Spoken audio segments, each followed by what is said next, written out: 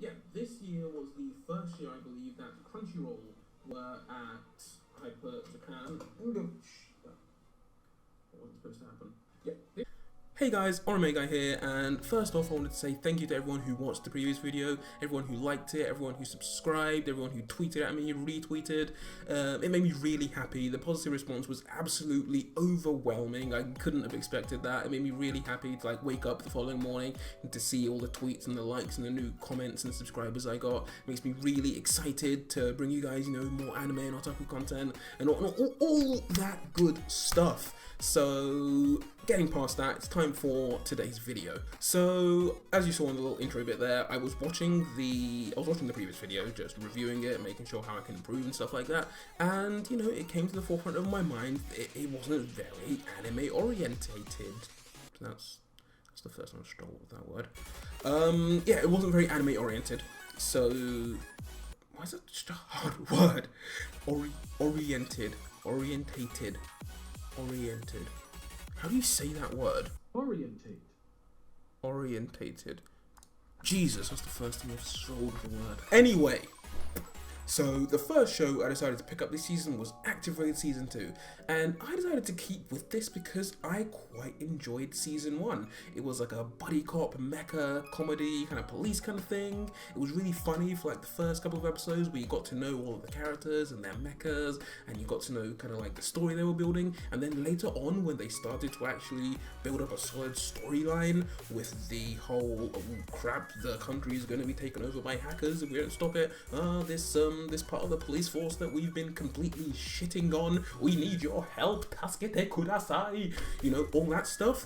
I found it really enjoyable, and the fact that they left it not really a cliffhanger, but they left the world open, there is more that they can explore, which is I guess why they've given it a second season. So yeah, in the second season it's continuing. There's some new characters that I really like, and they provide a new dynamic to the team. It's good to see where some of the older characters have gone on, Asame, she's gone on to do some other police stuff. The first episode, Senna was working at some shipping company, so it was good to see they're all carrying on with their lives and doing what it is they want to do. Other people who got to stay with Unit 8, like Kuroki, it's good to see he's managing to progress, he's getting he's getting his job done. But yeah, the main reason I decided to stick with it is because I wanted to see where it goes. I found it really funny and really enjoyable, so I wanted to see if we can keep doing that. At the time of recording this video, I'm not actually up to date on the series. There's 7 episodes out and I'm only on episode 2, and the main reason for this is because even though I enjoyed the first season and I'm currently enjoying what I've seen so far, it's not a show that I place priority on. It's not like when a new episode comes out, I'm like, damn, I gotta get on that Activation 2 episode out, whoa!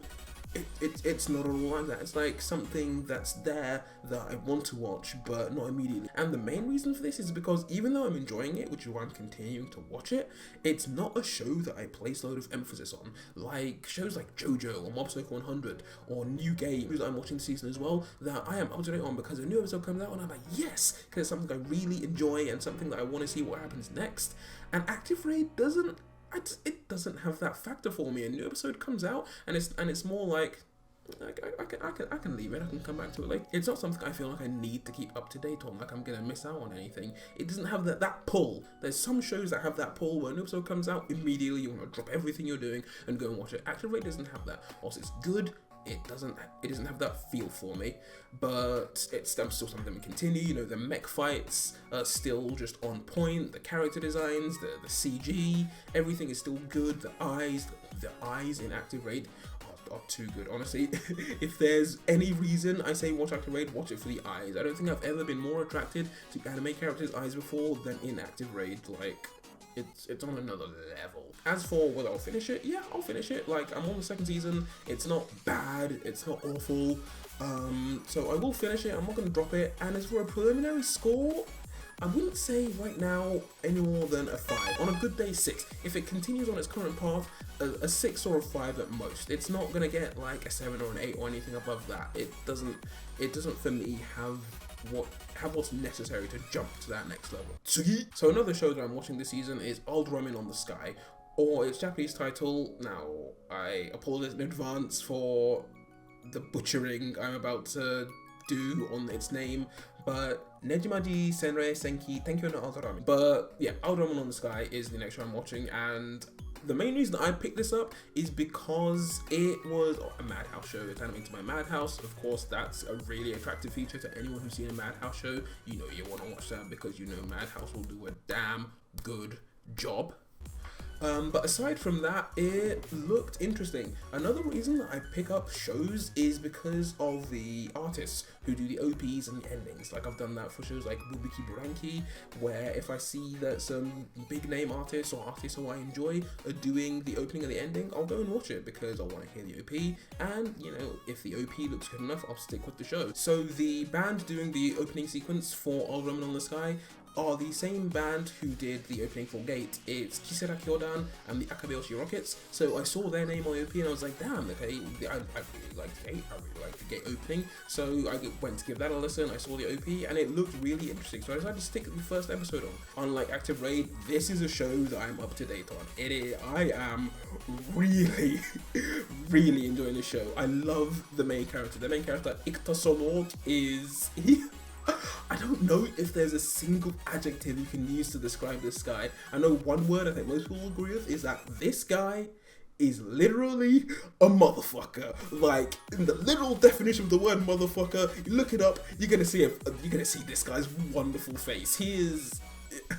It's absolutely hilarious. Like, I can't stop smiling when I think of this guy because... Let's get one thing straight. When it comes to anime main characters and reasons I might pick up a show is because I love overpowered main characters. Like, main characters who could, like, at a click of their fingers just destroy the world. That is my jam. That is my shit. I love overpowered main characters. So Ultraman this guy isn't like a superpowered show, but this guy, he's what I'd call mentally overpowered, aka he's really fucking smart, and it shows that, like, some of the decisions he'll make and some of the things he'll do, like, you'll think about him and you'll be like, damn, this guy knows what's up, this guy knows what to do. And since it's a military show, it shows up really well because he'll win fights in a way you don't think possible. And the best way is that he's confident. He knows that he's smarter than anyone else in this damn show. He'll anger people because of it, he'll make friends because of it, he'll make enemies because of it, he'll probably get people killed because of it sooner or later. I don't think it's happened yet, but sooner or later he'll get people killed because of it. Like, I can't formulate more words to describe Ikuta Solor. Every time he comes on screen, I just have the biggest smile on my face. He's so funny. He seriously carries the show. Obviously, he's the main character, but he's not the only one. Ultraman on the Sky has got the whole main character cast, like, it's got the whole rainbow hair thing. Like, if you've seen Kuroko no Basuke, then you'll know that the main characters are identified by the different coloured hair that they have from everyone else in the entire world, apparently. And that's the same thing with Ultraman on the Sky. Like, Ikuta's got red, kind of regularly coloured hair, but the main girl, I think Yatori, she's got red hair. And then there's a girl with, I can't remember all the names, but there's a girl with blue hair, there's a guy with yellow hair, there's a guy with green hair. So, like, you can easily identify who the main characters are, and it's really funny when you see that. The whole dynamic that group has, especially for Yatori and Ikuta, there was an episode for just those two when they first met in their childhood about how they became really good friends and, like, the stuff that they went through. That was really good. Like, this show, I think, is really good at showing off what you can do with characters who are smart and, like, I'm not doing it justice, but it's really damn good. As for whether I'll finish it, I will definitely finish it, and heck, it's one of those shows, because I believe it's a light novel adaptation, it is one of those shows where, even if the premise of the show is just to sell more copies of the light novel, it's working. I am definitely going to, I don't think it's licensed already, so I'll either look for a fan translation or I'll have to buy the Japanese copy and try and translate it myself or work on it. But I definitely want to read more of it, so I definitely want to read more of the source material. I'm definitely going to finish it, and as for a preliminary score, I'm thinking honestly in the 8 to 10 range. I think at least an 8. It deserves that much. Ikuta is a great character, the rest of the main characters are really good, the voice actors, obviously Madhouse, the animation is on point. The voice actors, the characters, Ikuta himself is carrying this show to, like, the 8 to 10 range. I honestly, if I have to say one of my favourite characters this season out of everything I'm watching, Ikuta is I love this guy. I love this guy so much. Watch it if you're not watching it. Watch it. It's great. is great. Next. So the next show I'm watching is Andrea, aka Bath Scenes the anime. Like, the amount of, like, I wonder if anyone's gonna count the amount of screen time that these girls spend in the bath. Like, I swear every episode has had a bath scene in it, and I have no problems with this whatsoever. I'm a simple man with simple taste. Let's get that out there right now. I see cute girls, I see multicolored hair, I see superpowers, I see bath scenes. You best believe I'm going to be watching it. Now, as for how far in I am, I believe I'm only on episode 4 of 8. So, like Active Raid Season 2, it's not something that I'm gonna see that a new episode's gone live and I'm gonna watch it instantly. It's more like, oh, I forgot to watch some anime. Let's watch Andrea. You know, there's a couple of episodes that I need to watch. It's that kind of thing. But it's a very fun show. It's very fun. You could, I guess, put it under the umbrella of cute girls doing cute things. Apart from the fact that it gets really kind of, I don't want to say intense. What's the word I'm looking for? I don't want to say intense, but a storyline forms pretty quickly, and you can see that this show kind of wants to be taken seriously. The storyline isn't honestly too bad. I really like the whole universe with the multiple worlds and, like, you know, the whole world's end kind of thing. I like the ranking system that they've got from, like, UR or UC, sorry, to EXR. So there's a kind of progression that the girls want to be going through, and I like the bath scenes. Clearly, the character dynamic between the main alpha driver Amane and the other, like, UC progress girls on her squad, like Saya and Almaria, are really good. They're really fun to see how each character is individually developed, because each one of these main characters are from the different worlds. You get to see how these characters, you know, represent their worlds almost, and it's really nice because I don't think any one character is the same in this show, which is really good for a show with such a wide, varied cast. But yeah, since like I said, I'm not completely up to date, so maybe it gets better. But as for episode 4 goes, I think we've had like just the second or third like main big fight, and it's good. It's like I'm kind of almost getting attached to the characters, not quite, but it's getting there. The character development and the story is enough for me to like feel sorry for some of the characters, or be like, yes, when something good happens, when they win a fight or they overcome a personal barrier. So that's a good sign. As for will I drop it? Unless somehow the quality really declines or the amount of bath scenes goes down drastically, I'm not gonna drop it. I'm gonna keep going. And as for a preliminary score, it's let's be real here, it's not amazing. It's not something that is probably gonna stick in my head when the season is over, let's be real. So I think I'm gonna give it's within the 5 to 6 range. I'm gonna give it a 5 or 6. It has the potential to go higher if the story gets better, perhaps it does. But for now, for where I am, 5 to 6. Next, the next show on my list, Jojo's Bizarre Adventure, Diamond wa Kurakenai!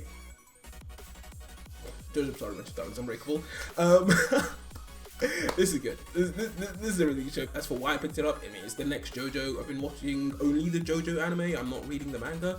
My friend introduced it to me, and I decided to stick with the anime because I wanted to finish off there, and plus Araki's art style can be a bit meh for me near the beginning. I know it improves drastically, but yeah, Jojo's Bizarre Adventure Part 4.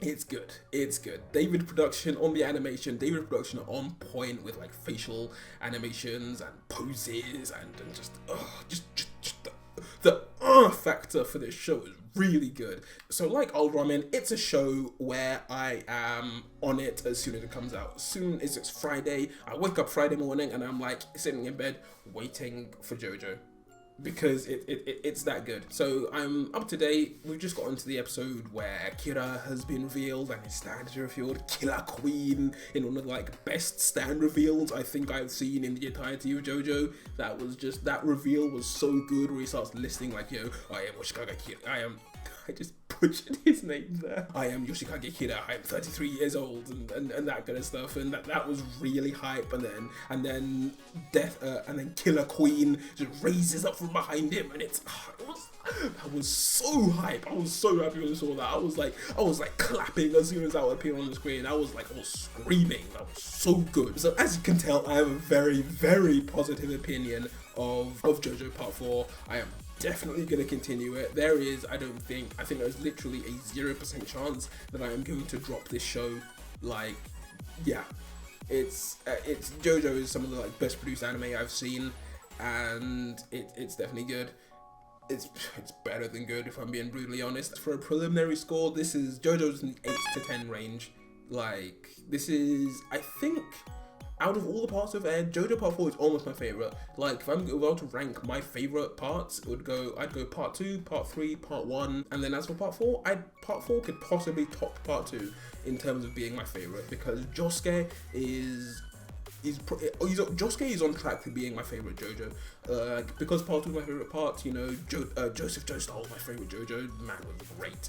But Josuke, with how good of a character he is he's getting there. He may topple good old Joseph Joestar in terms of being my favorite JoJo. No. So the next anime that I'm watching this season is Mob Psycho 100, and I think most people can agree when they say that they picked this show up because it had One's name attached to it. It was by the same author as One Punch Man, which is, you know, a really goddamn good show. So that's why I picked it up. So I went into it, I guess, expecting something like One Punch Man, which was a mistake, because my god, I think I prefer Mob Psycho 100 to One Punch Man, and I think that's because it's relatable. Before I get into that, I am up to date on Mob Psycho 100. It is, like OraMagi and Jojo, one of those shows where I wake up in the morning and I'm like, oh boy, a new episode of Mob Psycho 100, because it's really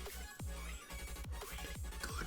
I know that the animation is off-putting for some people. I'm not the kind of person really to be bothered by animation. It's very rare I'll drop a show or refuse to watch a show because of the animation style. Like, I don't really care. I mean, if it's a good show, if the story's got a good premise, if it's done by a studio with a decent name to them, then I'll watch it. But with Mob Psycho 100, I think the animation style, the crazy, really out there animation style really suits it, because there's moments where I don't think the like standard animation would cut it. It just would like underwhelm it. But there's bits where, like, you know, Mob's power is about to, you know, reach 100% and he's about to explode, where like the animation really shows off, where like attacks are being done, if like Reigen is doing one of his like trademark silly attacks, or Mob is like just owning people with his power, or Teru comes in and he just wants to wreck people's days. The reaction faces, my god, the reaction faces in Mob Psycho 100. If you're the kind of person